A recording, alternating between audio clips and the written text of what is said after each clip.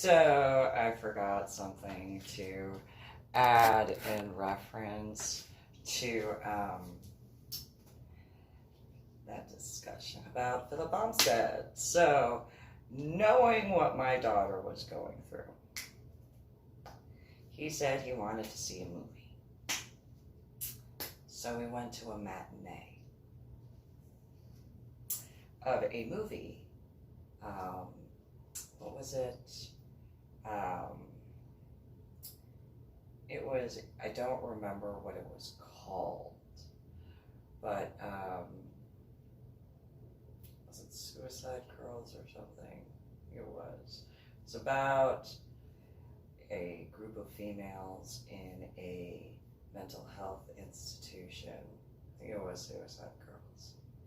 And when we went inside, weather was so pretty. It was a bright, sunny, shining day. And then, watched the movie. Headache, migraine type mixture while watching it. And he had researched it. He said he wanted to see it. He said that I would like it. And I was like, I don't think I should see this movie. I don't think I should see this movie. And he was like, no. Like, you should see it. Like, we'll see it together and you'll like it.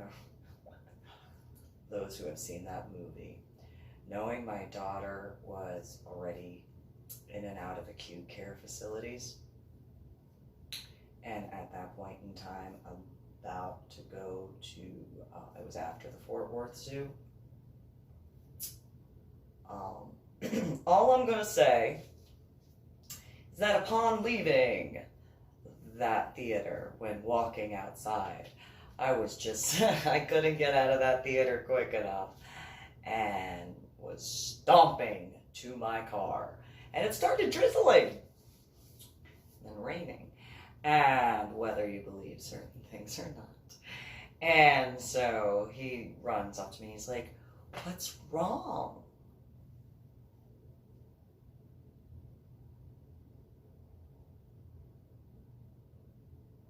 I don't know. My daughter is having some issues right now.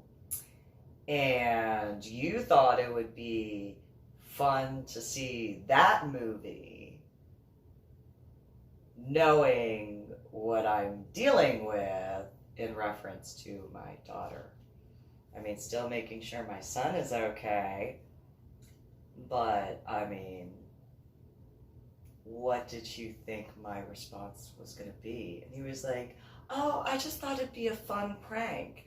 And I look at him and I'm like, I have a prank for you, but I recommend you don't come anywhere near me, because I would like to, I'm just gonna not say those words, but if you knew what was going on in my thoughts right now, I promise you would understand. I didn't view it as funny at all. And what I would like to do to you at that moment in time was quite a bit.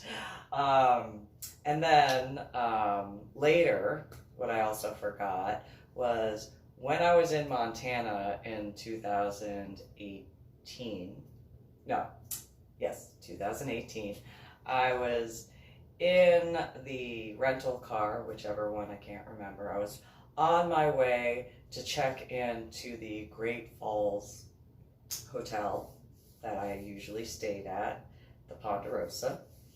And I said out loud in the car, because there was a country music song on. It was, what is it? I wrote you a love song and sing to you every day. Something like that. Something like that. Hold on. I think that was the song. Hold on. But anyway, as I was in the car, and I murmured that to myself, there had been some stuff that had occurred, And yes. And weirdly, I thought I saw. So I go and check into the hotel room, get my stuff unpacked, and it was right. I think it was right after I had gone to the vortex. I was going to say corset. Sorry.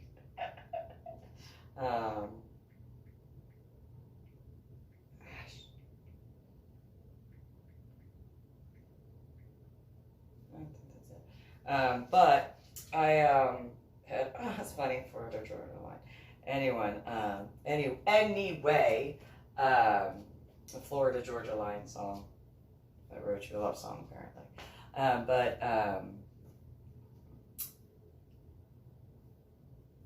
I check into the hotel room, and the room was on the same floor as the pool, which was weird because when the first year that I had stayed at that hotel, I had thought to myself, oh, I kind of wish I had a hotel room where I could just walk out and go swimming.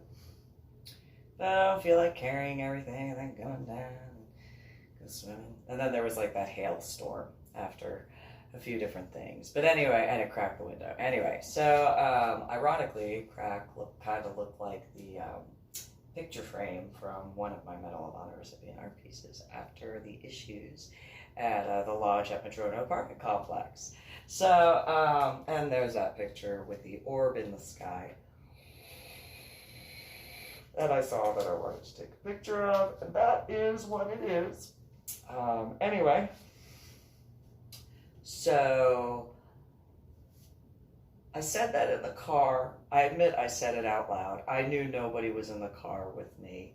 You know, it was just one of those, you know, people do that. Some people just randomly, whatever.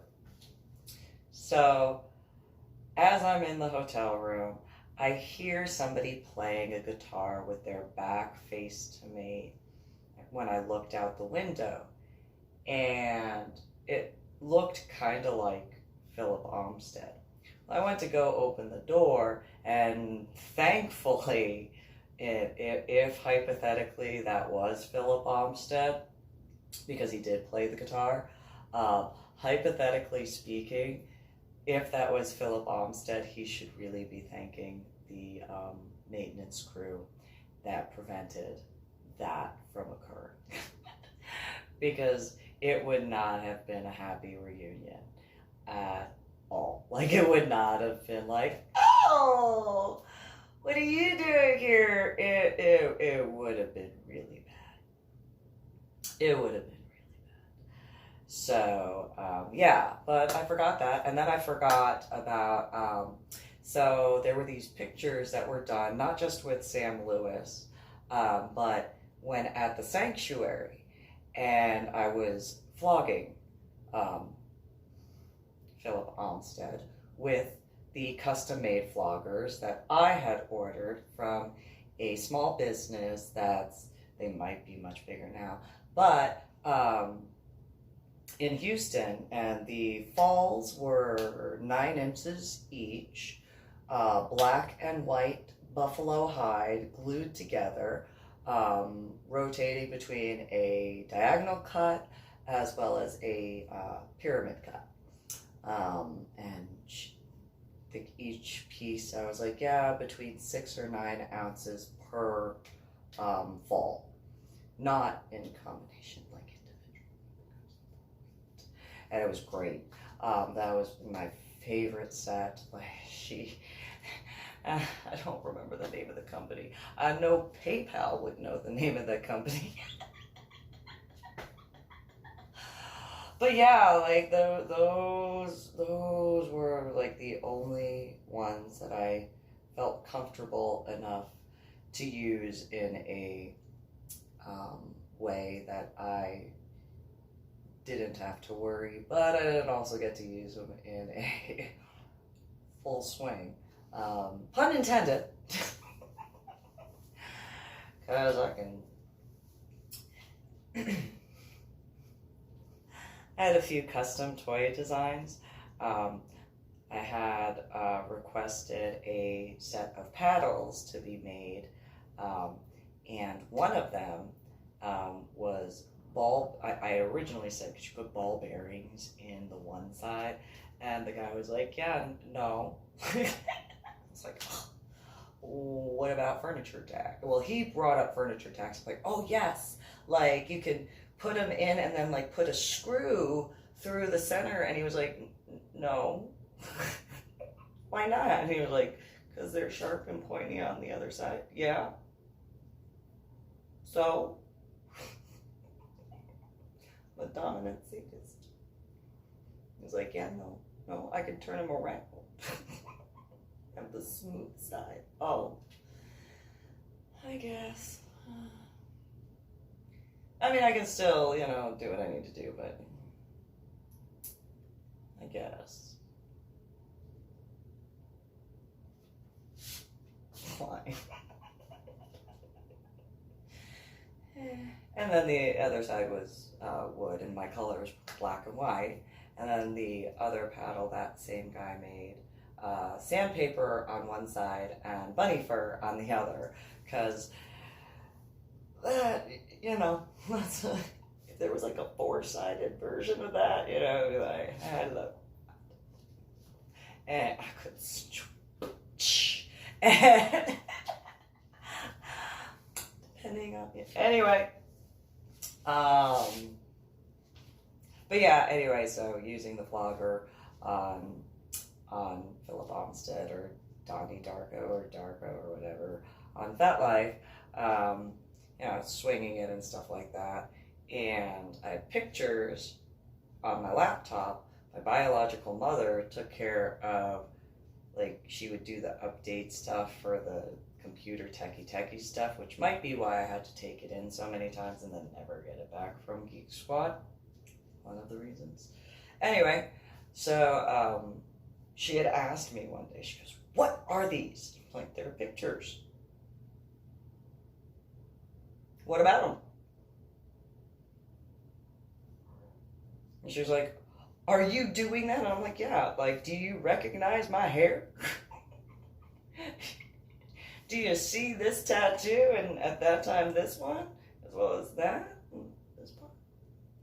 That might not have shown. But, you see that? Yes. Okay, so, part of the lifestyle. What about it? I can't believe, literally the pictures are right in front of you. Do you have any questions? We can talk about this. And she's, I just don't know what to do and blah, blah, blah. And just ran off. And I'm just like, well, at least I don't have to hear you cry. So there is that upside.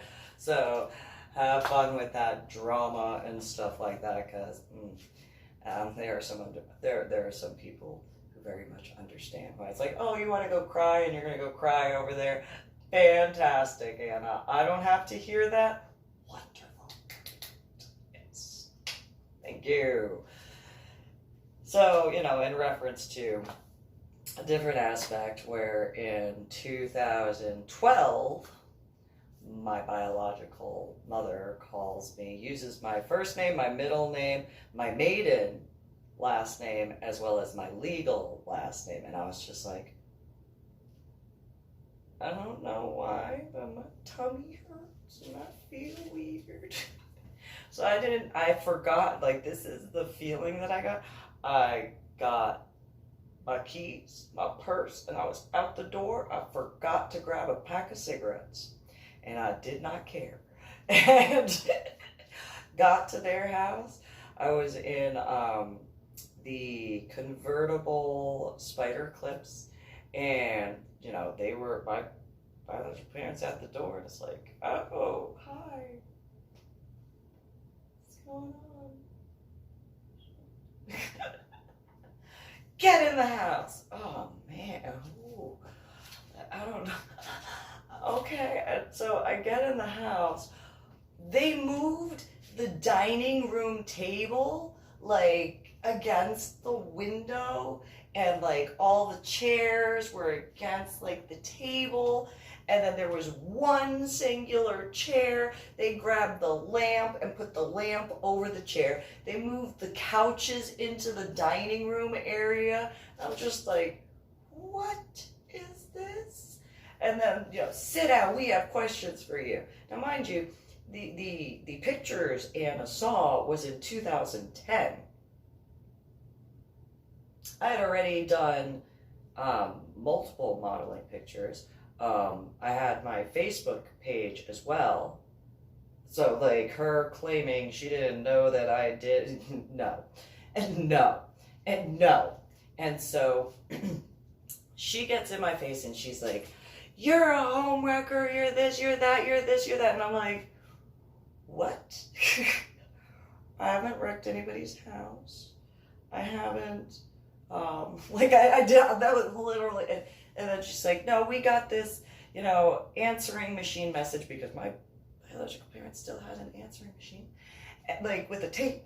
And, like, my ex-boyfriend, who Phillip Omstead introduced me to, was Patrick Kennedy, Alpha Gen X on FetLife. And he left a message utilizing the whole tape. It was a 60-minute or a 90-minute tape.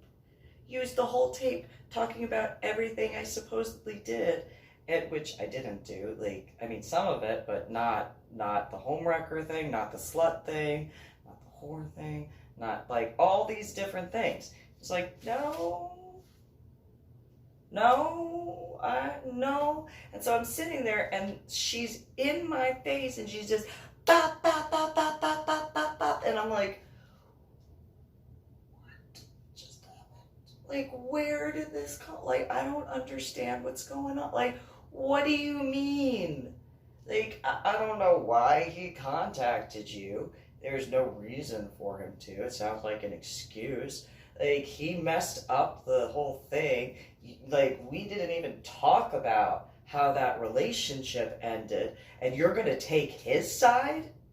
He put a shotgun in my face.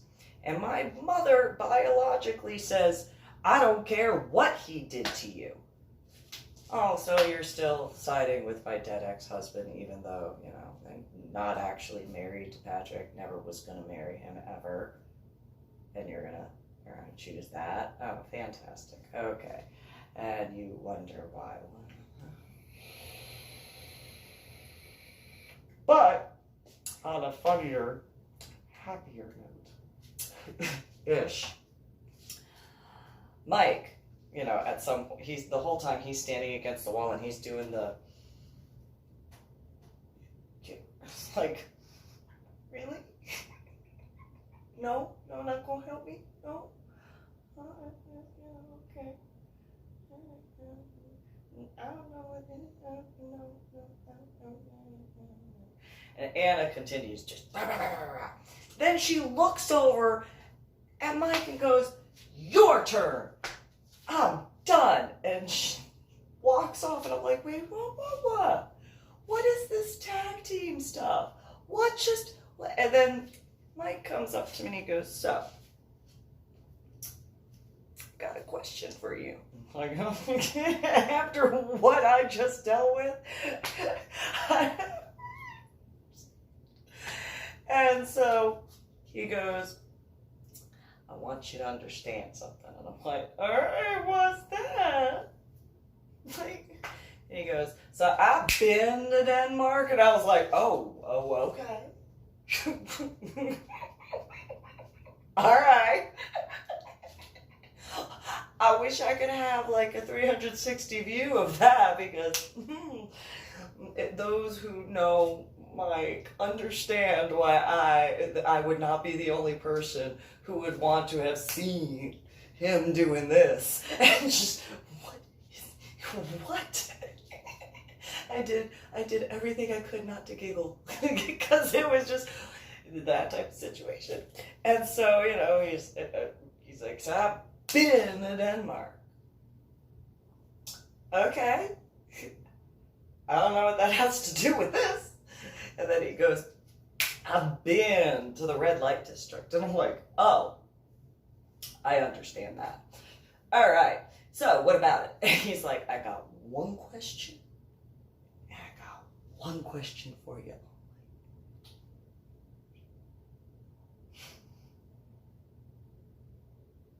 Go ahead. Which, like, I'm trying to process the fact that you just told me you've been to the red light district in Denmark. What are you gonna say? Because you've got me with bated breath. And he goes, so I just need to know. Again, I really, in my thoughts, not out loud, in my thoughts, I'm like, I want to know what this looks like at every angle to see you do. Because he's 6'3", and at that time he was like 275 pounds. So, you know, and those who like know him and like know his personality would very much be like, yes, I want to see 360-degree thing all around, just But, you know, so got one question. Again, like, do you get beaten or do you beat? I'm like, no, I do the beating. No. Let me make that abundantly clear for you. I do the beating. And he was just like, oh, okay. That's all I needed to know. And just walks off. And I'm like, oh, what? Like, what just happened? What? And so then Anna starts, and he's just, and I'm like, I'm out the door. Like, you guys can, like, fight amongst yourselves. And so, like, they were on the other side, away from the door. I was like, shut. Don't move too fast, but don't move too slow, but stay low to the ground. Don't distract anything. Like, don't look at the red hair. Just like, and then I was out the door, ran to my car, turned that on, zoop, down. It was a manual transmission. And just out. Safe. Anyway, so yeah. I just had to add that. Oh, and then I'm the one who had contacted Deloitte, as well as Chase Bank, but Deloitte in reference to the barn. That would be me. I called about that. And I stopped by the Bank of America in Dallas about that situation in case like there was any need for the clarification. Because if I had known the males who showed up to the apartment in Irving, which was on I think the apartment was on the 3rd floor, before moving, and then being on the 3rd floor again, if I knew that was questioning about that situation with the statue out front of the Bank of America back in 2011, I would have answered the questions. But I know it's 2020, but at least, you know. But I did contact Deloitte, and then I contacted them again when back in Texas. So that's me. Hi.